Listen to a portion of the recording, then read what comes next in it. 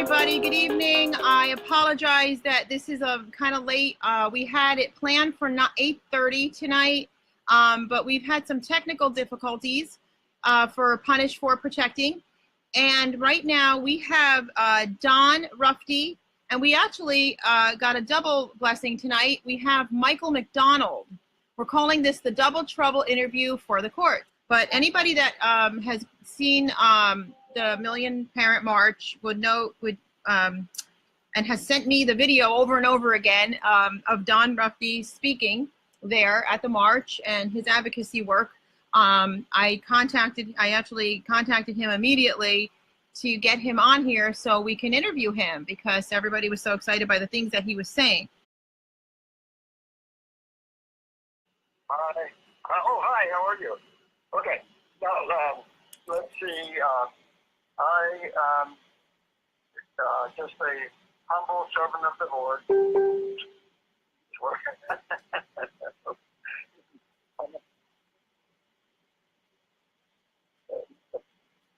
So we can hear you. And how did you get involved in doing advocacy work? See, I'm just going to be questioning you right now, and we'll go to Michael when you're done, so there's no confusion.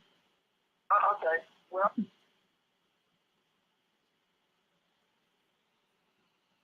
Okay. The most efficient way.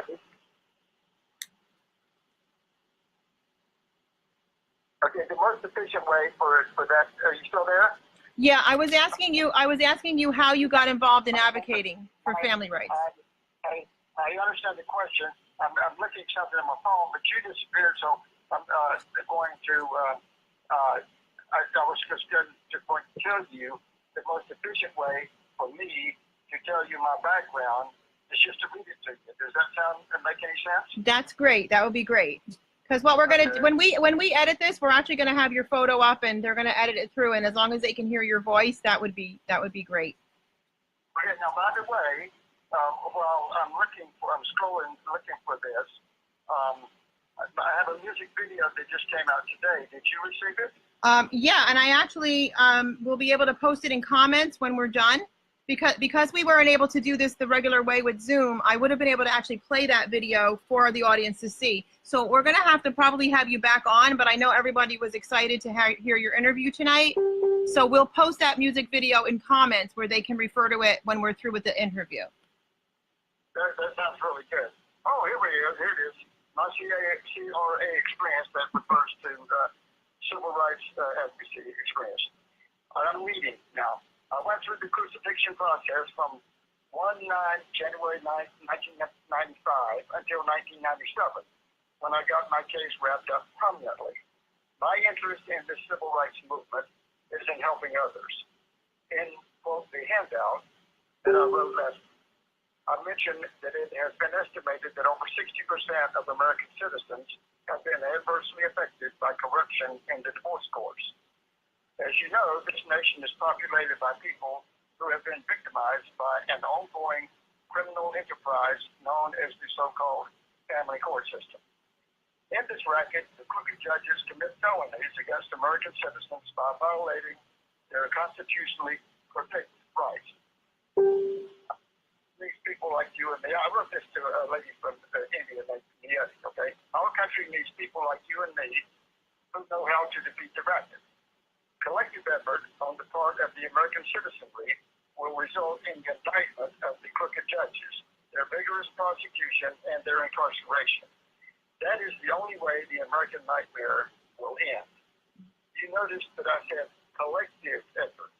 It is only by rare circumstance that an individual prevails against the crooked judges. In my case, it was primarily because I owned a newspaper which was widely circulated in Mecklenburg County. That's where Charlotte is. I unleashed an unrelenting barrage of editorials and articles against the crooks that lasted for years, even after my struggle ended. The reason I continued is that I was never just writing on my own behalf. I was writing for everybody. There were 5 judges in my case before it was over. The last one is the only one who did not violate my rights. She indicated in court that she was going to, but reversed herself later that day and signed the court order that I had written. That ended the nightmare for me. During that 2-year fight, I published the names of the crooked judges, the laws they were breaking, the felonies they were committing, and an indication of how many years they should spend in prison for their crimes. Needless to say, the public exposure and public education put a lot of heat on the crooked judges in Mecklenburg County. As a result, the Mecklenburg County court system changed 180 degrees. It went from a cesspool of judicial corruption to a paragon of judicial virtue. Of 100 counties in North Carolina, Mecklenburg, this is quote, Mecklenburg County is the only one in which a man and woman go into divorce court as equals, close quote. What happened in Mecklenburg County can happen anywhere. By that, I do not mean that a newspaper has to be founded to defeat the crooks.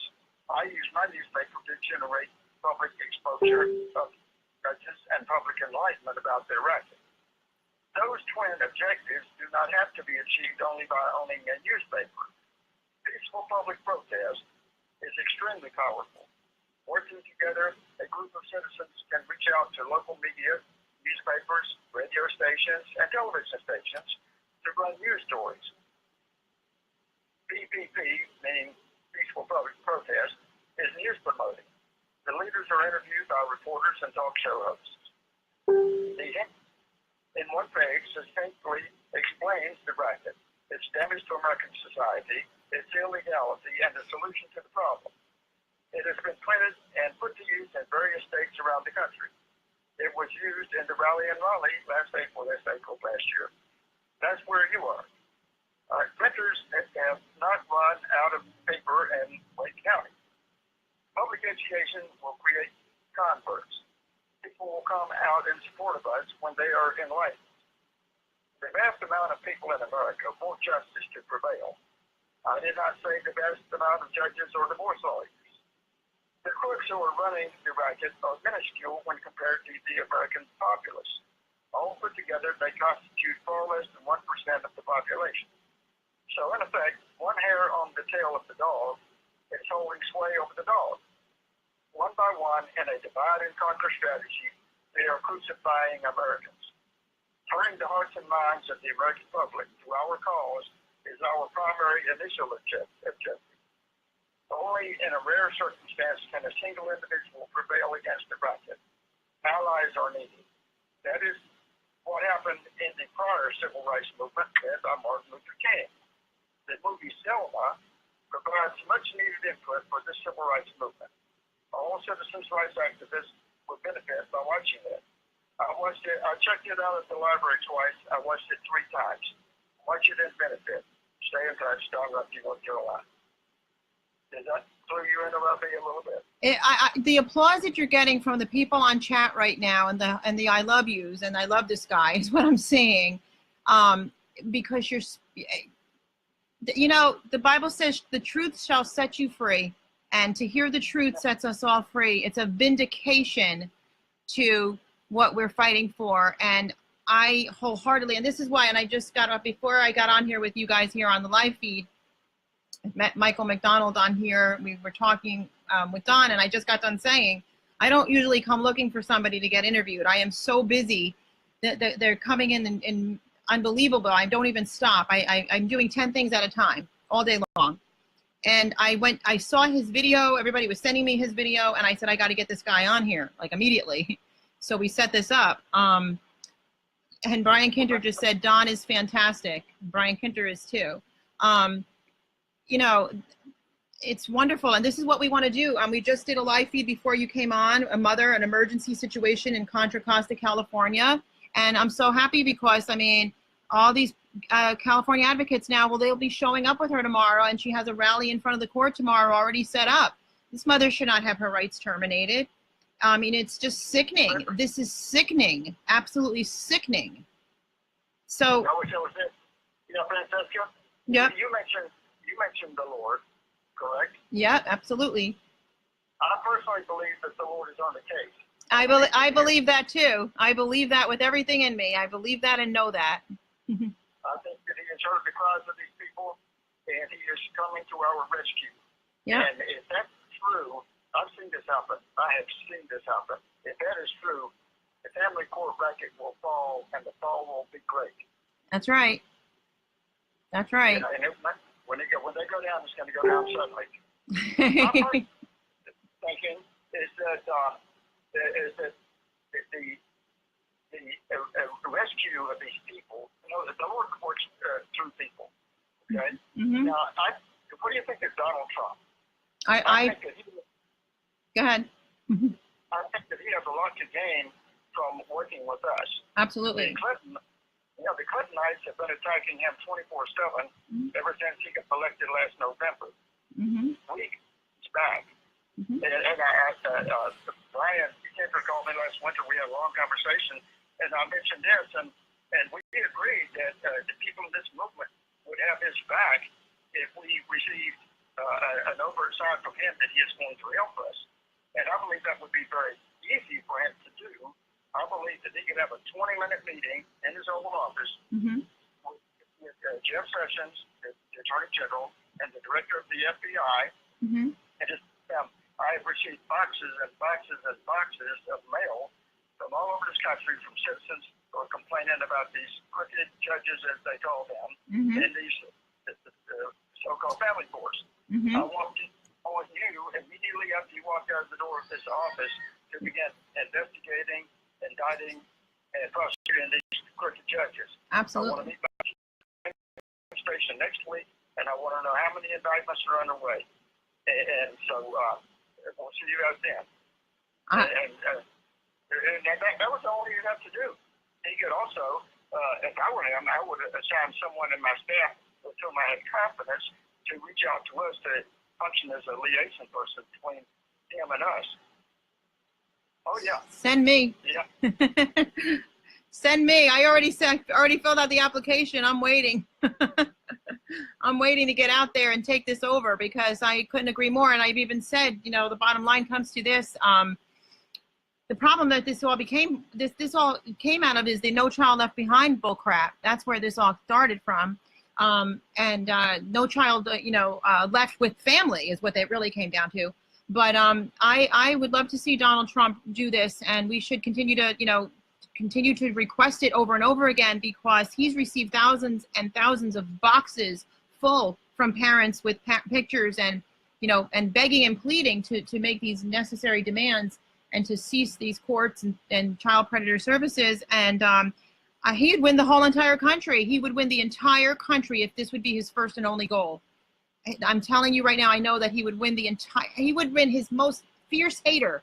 He would win if he would make family court and child predator services, excuse me, I said that wrong, family circus and child predator services his first goal, to abolish that.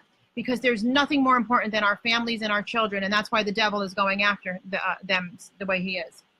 So his legacy as a great president would be ensured if he did that. There's no question. Nope. He could do that in a 20-minute meeting. He would become a national hero. Yes, he would. He would actually become a global hero because we have people all over I have people writing me from all over the world. All over the world. This is happening everywhere. So. Oh, by the way, I mentioned in what I read, the handout. I was reporting some of the women in this movement last January to write a handout about the child trafficking racket because it wasn't mentioned in the handout. And I just wound up telling them, I said, look, I'm just finding out about that from y'all. Even though, this is really ironic, this is incredible. The song that I recorded, this in the music video I recorded in 2002, is exactly about the child trafficking racket. But at that time, I did not even know it was a racket. I just thought it was a bizarre local case. Wow. Isn't that ironic? And so, because you've seen that music video, right? Yeah, I did. Yep. Do you like it? Very much so. Very, very much so.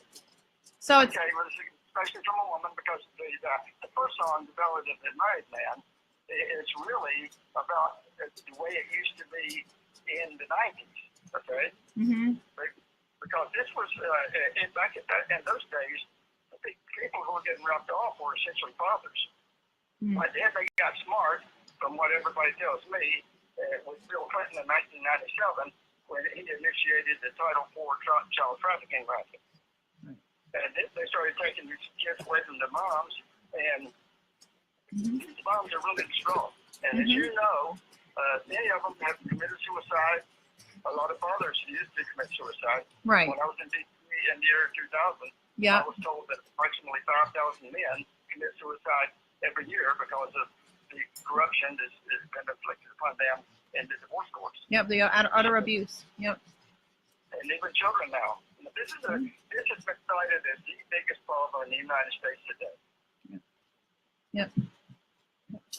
It's just utterly diabolical. We cannot stop doing this. We have to continue to do it, expose it everywhere, and just continue to keep exposing it and pounding it and demanding that it stops. And that's why I keep telling the viewers, do not ask them. Do not bow down to them. Do not ask them. Do not be intimidated by them. Do not allow these bullies to bully you. Expose them. It's what you would do if you were in junior high school or elementary school. If there was a bully, you would have to expose them. A bully wants you to hide in darkness, not tell anybody what you're doing. And that's exactly what they do, bullying tactics. When they tell you you can't have your children, when they steal your children, when they tell you you can't have any access to their doctors anymore or school records, that's part of their bullying tactics. And when they do that, they're violating all of the children's rights. They're violating everything that has to do with health and safety of the children. They're violating all of your rights, and you have to get it that they're violating your rights. It's not about changing laws. The laws are there. It's common sense laws. They are violating the laws, and every attorney that I know that's watching right now that have been interviewed or that are a part of this movement, because there are good ones out there, okay? They say the same thing that you just said. They are doing, this is criminal activity. It's criminal, period. So. When you can bring them together, we have room for attorneys in this movement. So let me get right to that. So when these ladies were imploring me to write a handout for the child trafficking racket, and I said, well, look, I'm just finding out about this. I said, look, you guys should write it, and I will edit it for you, because they're always asking me to edit things that they write. And so then after a few weeks, they didn't do it, so I just did it myself, and I titled it Travesty and Abomination, and guess who liked it on Facebook? Who? Donald Trump. Donald Trump, yes, ma'am. Donald Trump. And people in the group, I said, what? They couldn't believe it. I said, well, they should have liked it. And he's mentioned it, too. He's mentioned it. That is awesome. Wow. And you know the international group Anonymous? Yes. They asked my permission to use that as their first entry into this dialogue. That is. I said, yes, I tried to establish a communication with them. That didn't get anywhere, but they used it. Yeah. So that is awesome. I'll send it to you if you haven't seen it. So I think everybody that's watching right now, as you share this, make sure you keep telling Donald Trump to, to have us take over a family court and child predator services. That's what we want as a country. He said, what do you want? I'm working for you. Did he not say that? I'm working for you, the people. So. Here's something I think. I was thinking that he was probably, because people say, why is he not coming forward? I said even this before we went to Washington, I believe he's going to sit back and see how many people show up. If 18 or 20 people show up, they don't have any numbers. But there were a lot of people. They went from all over the country to D.C., and I believe that the family rights movement made a very strong statement to Washington. Absolutely. Some of the guys I was with were asking me after the march, said, did you see all these people streaming out of the office buildings videotaping us? And I said, no, I was just trudging along. I saw them coming out. I didn't know they were videotaping us. So I looked at them and said, yeah, that's what they were doing. And I said, well, what was their response? Were they scowling or what? I said, no, they were supportive of us. And since they have protests up there all the time, these people must be blasé when it comes to protests. And they were streaming out of those buildings. Wow. Yeah. That's some good news right there. That's some good news right there. You know Jody Mueller, right? Yeah. Oh, Jody. Oh, yeah, absolutely. Jody and Michael, our friends in this call, and I were lobbying over at the Senate building. Yeah. And I had this sign around my neck because, I might enforce the law and prosecute crooked judges. And there were a lot of people in that building, I noticed, were looking at that side. They didn't say anything. They were sure looking at it. Yeah. Yeah, it's funny because I had gone down there with a group of us April 1st this year, April Fool's Day, saying that we're not your fools. I had a big, I went with my team, and Jennifer Seekircher and I were down there, and she's my Dutchess County and Putnam County chapter leader. She's been doing this with me since 2014. And we had signs that said mental health evaluations for all, mandatory for all judges. So, you know, it's just too much, but people are saying hello to you. It looks like, oh, Chris Gill is on too. Hi, Chris. Hi, Carol Ann. There are a lot of beautiful people in this movement. Yeah, and amazing people. A lot of them in person in DC. Mm-hmm. So, Don, anything you want to tell the audience that's here right now that you would like to see them doing to keep this momentum moving? We have something starting October 4th in front of every courthouse anywhere in the country, or Child Predator Service building, or Supreme Court. We're going to stand out there for an entire week from Wednesday to Wednesday, grabbing your groups together and just getting out there and continuing to demand. But what do you want to add to that or tell them to do? Any suggestions or encouragement? Good question. Well, whenever that happened to me in 1995, Mm-hmm. I was, it was a difficult thing. The first time I saw the judge, he was in the back room meeting with both the attorneys. He came out and sat on the bench and said, "Okay, Mr. Rufty, I'm kicking you out of your house. You got 7 days to get out." Mrs. Rufty has a 3-party check for $25, $100 made out to you, her, and the landscaping company. Just go ahead and sign that over to her. Next case. That was it. So that night, I was a home teacher for a couple of single guys in my church. I called them up and said, "One of them had a 2-bedroom apartment, so I just went one of the bedrooms to you." I said, "Great." So I was sitting on the couch one day, and I was just thinking, how could something like this happen in the United States of America? Right, just like that. Mm-hmm. And so I didn't know. I knew a few people who had been divorced, but I had no idea any particulars about them or anything. So this all came to me, and you probably know this is probably the Holy Ghost saying, "Well, maybe you're not the only person this ever happened to." I said, "Oh, well, maybe not." So I said, "Okay, I'll myself." And on the front page of my newspaper, which just has the numbers Carolina, the Gold Strikes, the last issue still online, and underneath that is 3 columns of classified my badge. I put one right in the middle. Mm-hmm. And if you have been violated by a local judge in divorce court, call this number, and I put my roommate's answer machine number in it. Boom, here come the calls. Boy, they were streaming in. I said, "No, I'm not the only person this happened to. It's happened to people all over Macomb County. Probably in the same apartment building, the one over, and up and down the street, they're all over the county." So I'm going to bring all these people together. And I created an Eric Father's Rights community in Charlotte area at that time. Okay?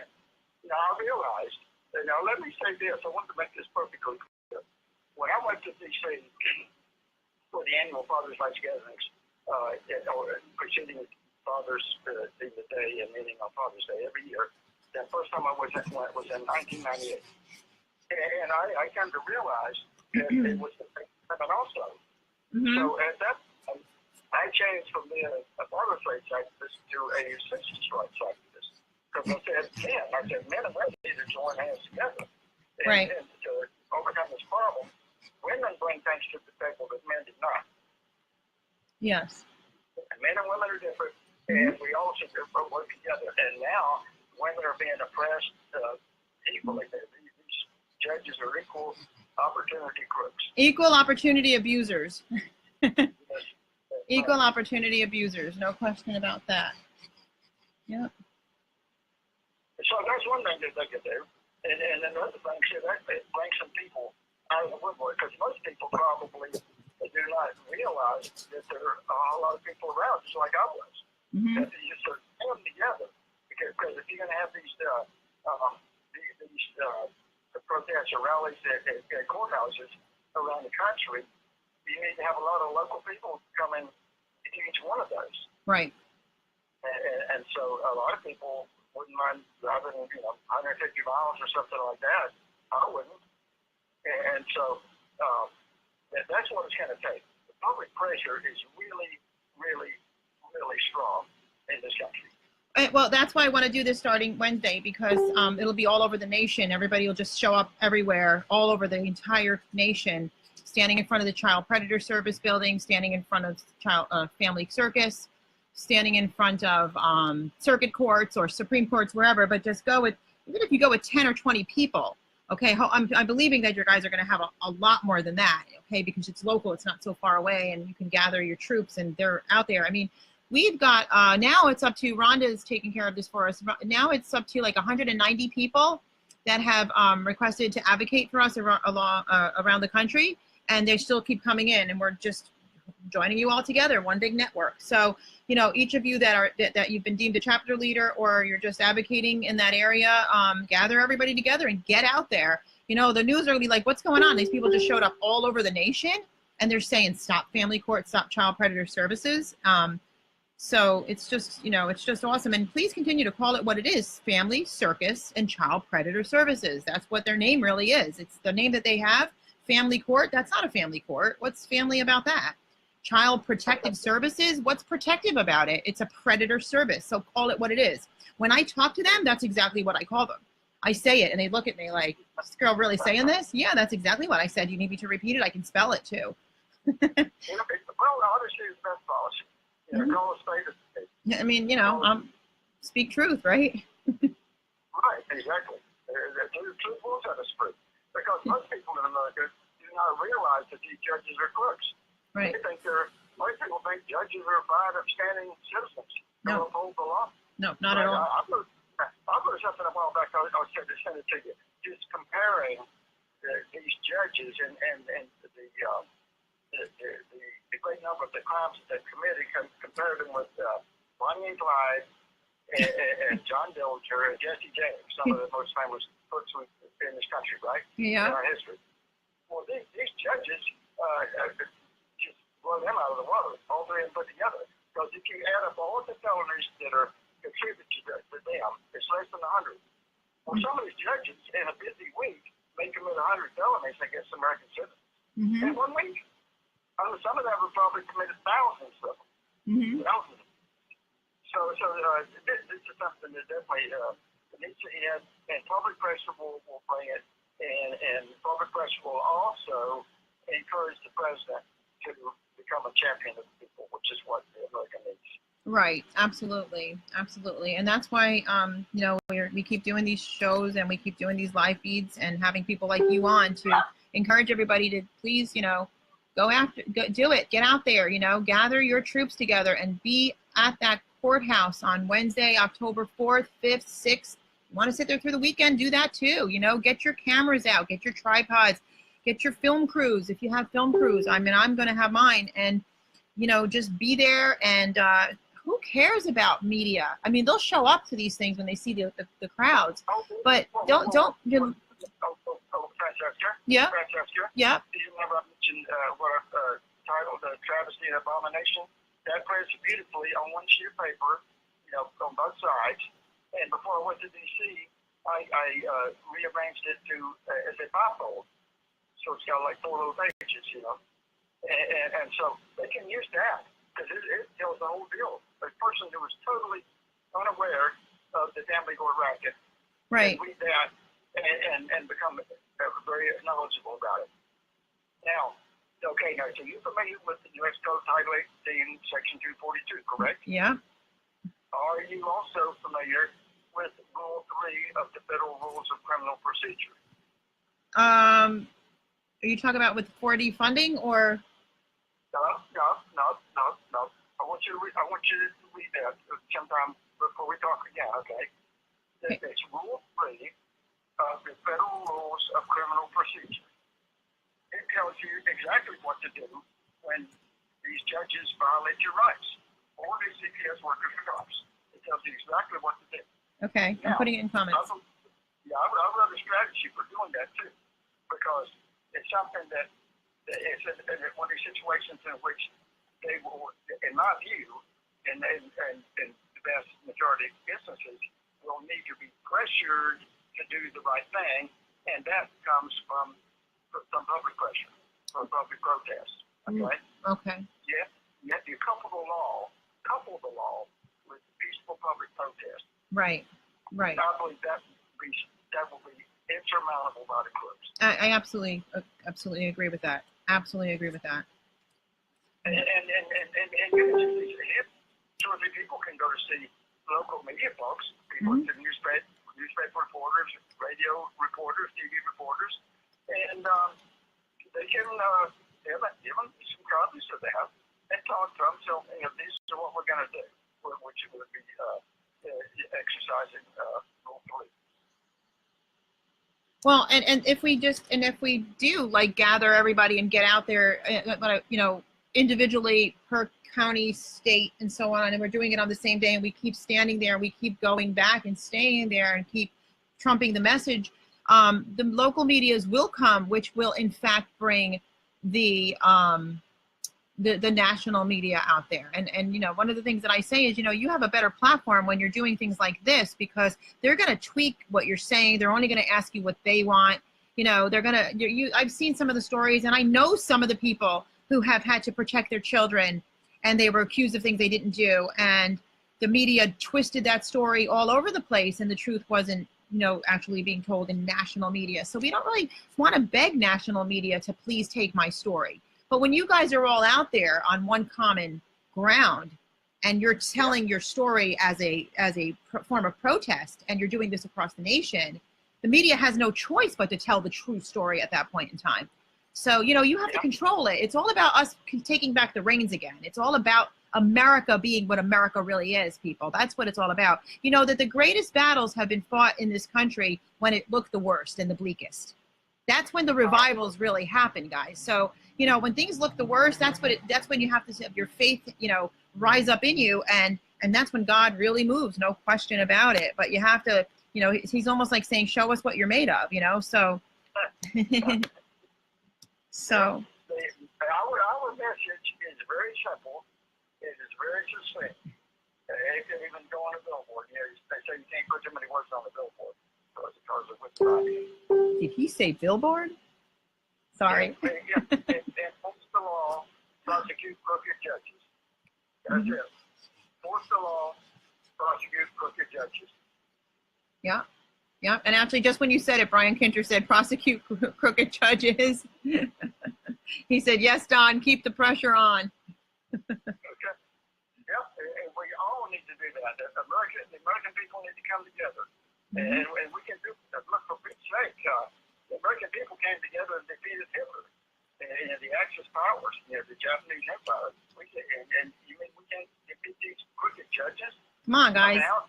They put their pants on like you and me. That's right. You got 350 million people, and maybe 60% of them have had their families damaged severely because of these crooks. Yep. If we can't defeat them, that doesn't even make sense. Yep. I want to read something. Chris Gill just said, if we can't be a natural loving parent, then what did they die for? He says, go after the judges. And it's true. I mean, it's mind-blowing that these judges sit in these positions of power, and you see these stories every day. I'm constantly interviewing somebody, and they're all the same. They're abusing families. They're abusing these children, and the excuses they give for taking children, they're actually doing the very thing that they're claiming you're doing. I talked to Brian actually earlier today, that I interviewed yesterday, when his daughter was on after 22 years of being estranged from her father for a crime that he did not commit. This poor man, I mean, he's seen prison, he's seen now jail. It's still happening 22 years later because of these judges. And this poor daughter, she's like, I was never molested. They kept telling me I was molested. And I thought about it today, and I called Brian, and I said, it just dawned on me.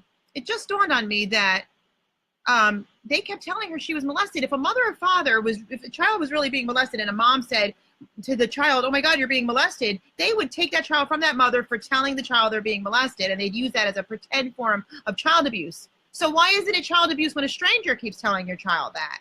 It's such a double standard. It's such a bunch of nonsense. It's utter nonsense. So. I think it would be valuable for some young people, and I just encouraged Michael to do this just the other day when he was visiting with his dad in Florida. he was telling me about that, like he mentioned it to you. I said, you should make a video about this. He's very well spoken, and he could take it from the standpoint of the child. Children have rights. Their rights are being violated also, not just the moms and the dads. Okay. Oh, their absolutely rights are being violated all over the place, kids. It's when they age out, when they're no longer in the clutches of these villains, then they can make a video. They can make a video to tell what happened to them. You know, maybe if they were abused sexually or physically or chemically in these foster homes. Oh yeah. Oh, immunization abuse, the fact that they've lost their parents, their God-given right to have mommy and daddy, stolen by family courts and CPS, kidnapped by them. They've got major lawsuits, and kids are suing now. Kids are actually suing now, and they can sue at any age, by the way. Children can sue at any age. So, so I'm gonna, because of the time right now, because it's 10 to 10 p.m. Eastern, I'm gonna go ahead and thank you a million. Everybody's so happy on here that you're on. And I'm going to go ahead and interview Michael McDonald. This came by surprise. But Don, thank you so much. We're going to have you back on. I'm going to get all your videos on the comment section here. It's tagged to your page, so you can actually literally post it right to the comment section, so everybody can go ahead and check all that awesome stuff out. And you know, keep those dates open from October 4th on to Wednesday, and who knows what'll happen after that. I mean, it's not only up to me, guys, it's up to all of you. This is all of us working together. We are one big army. It's not a me platform, it's a we platform. So I just want to thank you. And I'm kind of really excited because I actually posted it before. I have 2 race car drivers I'm going to have punished for protecting on 2 race cars. Isn't that cool? So it's posted below. No, it's not NASCAR, but it still goes all over the state of New York. So I'm very excited about that. And God is moving mountains. I'm blown, because this is something that he's just, you know, when he anoints you, he appoints you. When he guides, he provides. That's all I have to say. So thank you so much, Don. Thank you for this wonderful interview tonight. And I'm going to turn it over right now to Michael McDonald. Mike, are you still there? It's been my pleasure, and again, I'd like to say hello to everybody that was saying hello, and I'm going to listen to you and Michael, okay? Okay, sounds good, sounds good. And you'll be able to see all the comments that they're saying to you. They're still chatting up for you there, okay, and sending hearts and love. Thank you, Don. Thank you so much. Yes, ma'am. Bye-bye. So welcome, Michael.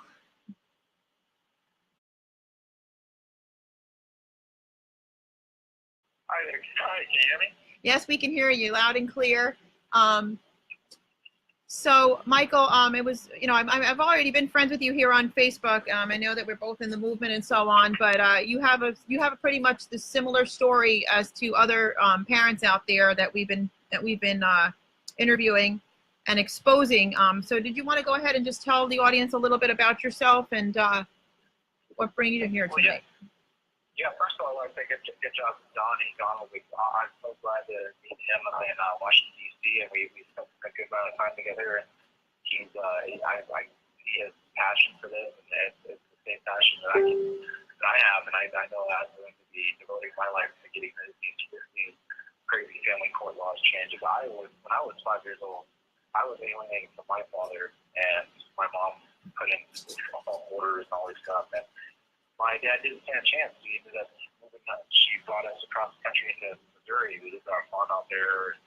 I mean, it just all kinds of stuff happened because of not having my father in my life. You know, I had a lot of anxiety and depression and stuff like that.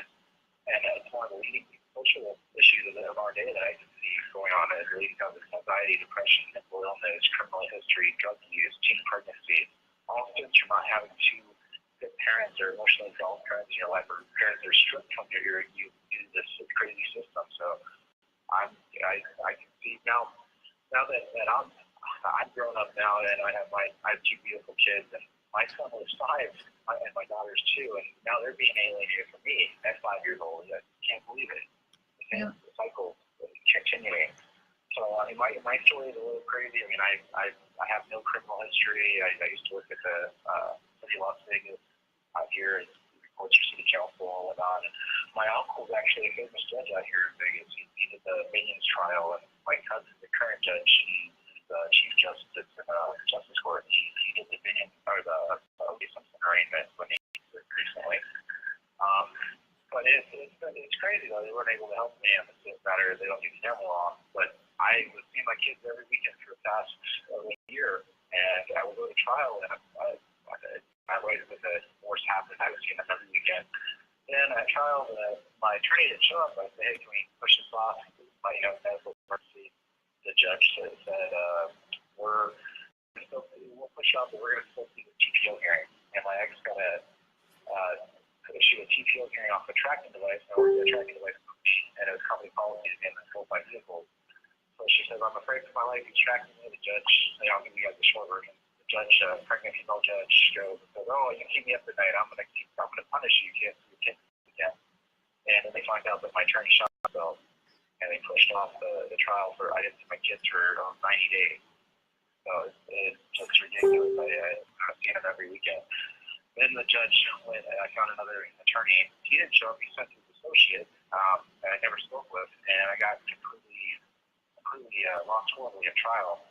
And the judge entered in some contradictory orders over my TPO that I could have reasonable phone conversations with my kids, to pick them up at school every other weekend. And the TPO says I can't go to school, says I can't contact her. So I don't know how I was supposed to do that. But my ex called me from an unknown number saying, "Give me more money and I'll let you talk to the kids." I call her back and she says, "I'm recording this," and she recorded it. And then on Veterans Day of 11/11 last year, she said to come pick up the kids at my parents' house. I was supposed to take her to school, but she went and followed the order, and I'm not there. So I show up, and she's there. I didn't get my daughter. She won't give me my son. The cops are called me and said, "You violated sexual order," and she said you pushed her. So I go to criminal court on that. I got to go to municipal court, and my judge does ex parte communication, and she says, "Hey, railroad this guy for notch or something." I end up getting charged with a 2 violation protective order, 179 days for trying to call my own kids, 25 days for DV because she said I pushed her. There's no evidence. Her parents corroborated it, and then violation of protective order. So I got 6 months in jail. I got thrown in jail. My ex breaks in my house. She hadn't been there for 2 years, and I had to refinance approved for it. She goes steals 4,300 MSAs, gold, silver, $5,000 ring, a bunch of other stuff. Then goes and cleans it up. My parents, my dad said they go there and says, "Hey, she's robbing a blind. Hey, you guys stop this here." They stop saying the civil matter. 2 weeks later, she goes to family court and gets exclusive possession with the judge that was a fill-in judge. And she then sells my house $40,000 for market value. She sells the house, and she throws my stuff, my kids' stuff away to dumpster. I've lost. The house got sold. It was resold by a flipping company for $250,000 almost, and so I lost about $180,000 in marital assets there, and about more than $150,000 total. I get out of jail in June. I'm jobless. Lost my job because I lost the house. I haven't seen my kids for over 6 months. I go file a motion to reinstate custody and to mortgage costs. She didn't sell the house, listed. She didn't sell it at market value. And I also had it approved, refi approved.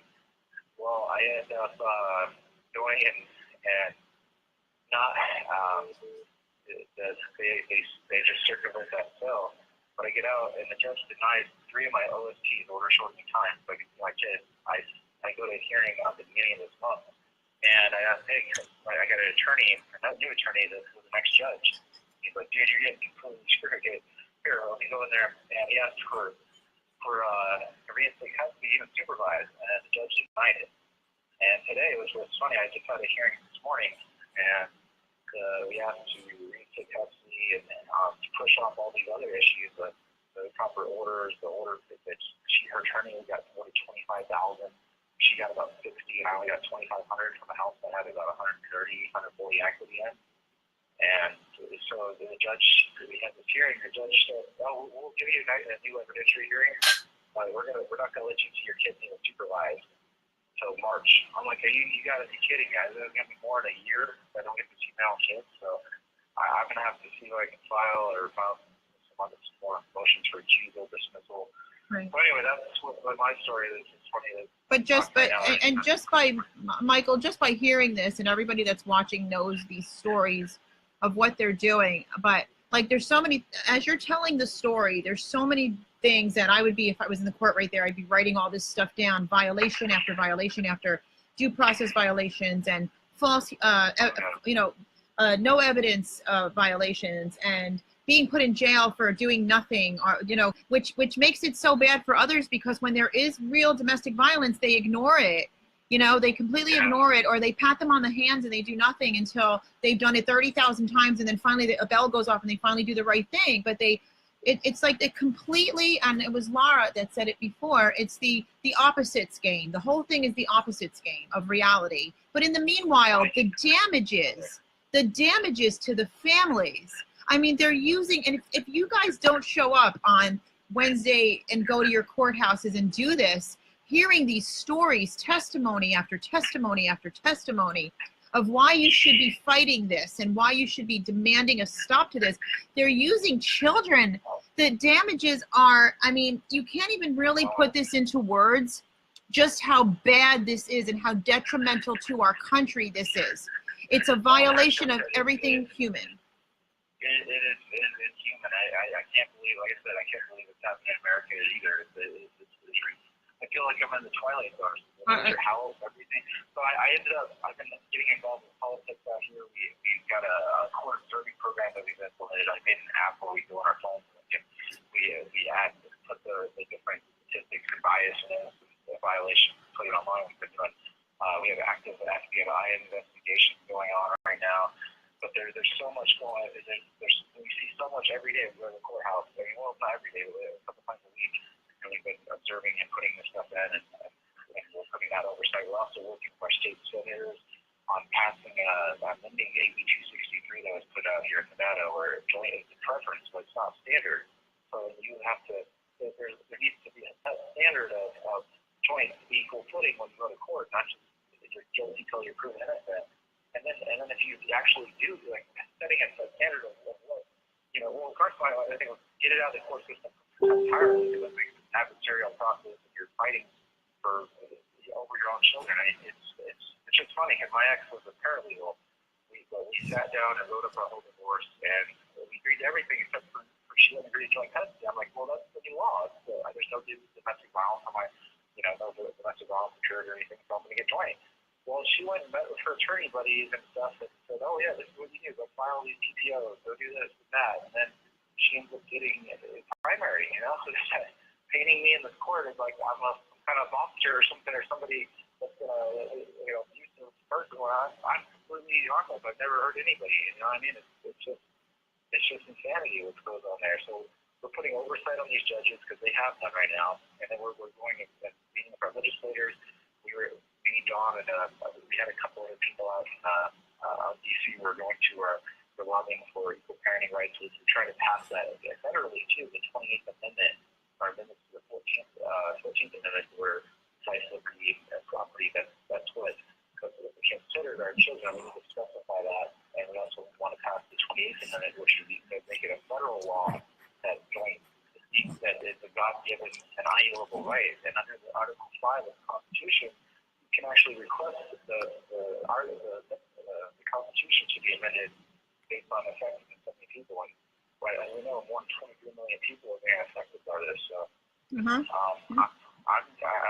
law school now. I'm going to be working on doing whatever I can to help make this. And then one day, I encourage you guys to go out there and start running for office, start getting involved in this issue, run on the platform of family law reform.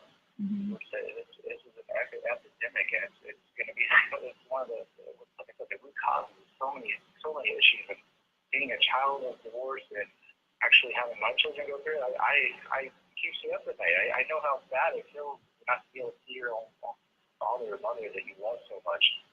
So I encourage everybody to do what you can, put the oversight on there, start reaching out to your legislators, work on passing these laws, bringing oversight to this.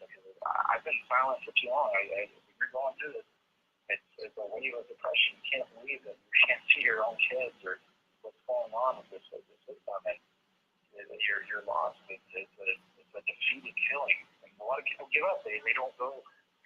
They stop paying child support or lose their jobs, and it's causing total havoc on our system, on our society. It's in 5 minutes. There's 3 hours. Yeah. You know, I feel your pain so much there, and we all get it, you know, because we've all been through this one way or another, and you know, and the interviews are so clear every day that it's the same thing daily, and so, you know, my son is actually going to wants to do this. Hold on a second. He's putting up the card. It's a little bit too soon for that, honey. I really want to encourage you. I know you probably said you've seen some of the videos. I really want to encourage you to go through and watch a lot of them. Go to the webpage and watch them, because I did believe that there should be reform a few years ago. I do not even believe in reforming Hitler at all, or Satan. There needs to be an absolute abolishment. Parents need to walk into courtrooms and be as respected as judges are. Period. They should not have any form of authority that they have. They're public servants. We should not have to walk into any place and look up to somebody like as if they're God. That's not what we were put on this earth to be. And unless you have done criminal activity and you've been proven to do something, murder, steal, drugging, then that's different. Then you should be treated still with respect. But you should be treated as such, and children should be safeguarded. I think that maybe the best way to handle it would be just let the people handle it themselves. If they see somebody sexually abusing a child, beat the living crap out of that person themselves, like a neighbor. Yeah, I agree. I mean, I think that we need to self-govern, and I also feel that a nice mediation program might be something great if parents can't come to a conclusion. And I have seen parents co-parent. It's not really fair to children to have to go from house to house every week. I wouldn't want to do it as an adult. And what they do is mom usually, if she's normal, mom usually does the primary where they're living in one house, but there's the freedom of going back and forth to dad's and dad picking them up and dad watching them when mom's working and vice versa. You know, there's that normalcy that goes on until there are issues that can't be, or if mom is a total deadbeat and then they live with dad or something. I'm just saying, but because it does happen. I mean, so that's my take on it, because I've tried the whole reform and it doesn't work. It does not work. Not when you're dealing with these insane people, and they are utterly insane, and we need to literally push back. Well, that's why I really think we need to discuss people parenting legislation. You can incentivize them. Go do what on the changes that were outlined in the military serving. Set a flat rate for child support and then lower it based on criminal involvement. Get rid of that Title 14, Right, because it's just an incentive based. It's just incentive based for the government. It's nonsense, you know. Well, yeah, my ex was looking at. She's like, "Oh, if I get primary, I get $500,000 in the next 15 years." So right. For her, it was worth it to fight. You know, if I was already joint standards, and she didn't, I wouldn't. You know, there was no money in it. We would be good co-parents. There was no deal. It was fighting it. And she fought tooth and nail to get primary, to get primary custody, keep up with all these allegations. Then I get convicted criminally for a DV and violation of check which I have an appeal right now. But now I'm painted as this, you know, I'm accused. There's no blood, there's no bruises, there's no. Right. There's no issues at all, and then. Now, if I beat the crap out of her and stuff like that, then yeah, maybe I should. But even then, you should have some kind of remediation or have to see your kids or be in your kid's life. You can't get that stripped from you. It should be a set standard of a God-given right, a constitutional right that you have your children in your life. If a parent wants to be in your child's life, they should be able to. You know, there needs to be more. There should be more encouragement for that. Right now, the money is $50 billion or more that's going in the family court system. Right. These judges and attorneys are getting paid. It's not going to change until we have those standards. No, there's too much openness for there's too much openness for the open door for them to be greedy and the open door for their temptation. Sorry. Yeah, all for that money.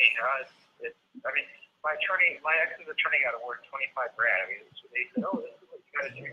Get them thrown in jail, and they can't so he could get the help because he's taking too long. I couldn't even refinance the house because I was waiting on orders from court. And then my judge goes on maternity leave, and then they go, "Oh, let's get this money here. This is what we're gonna do."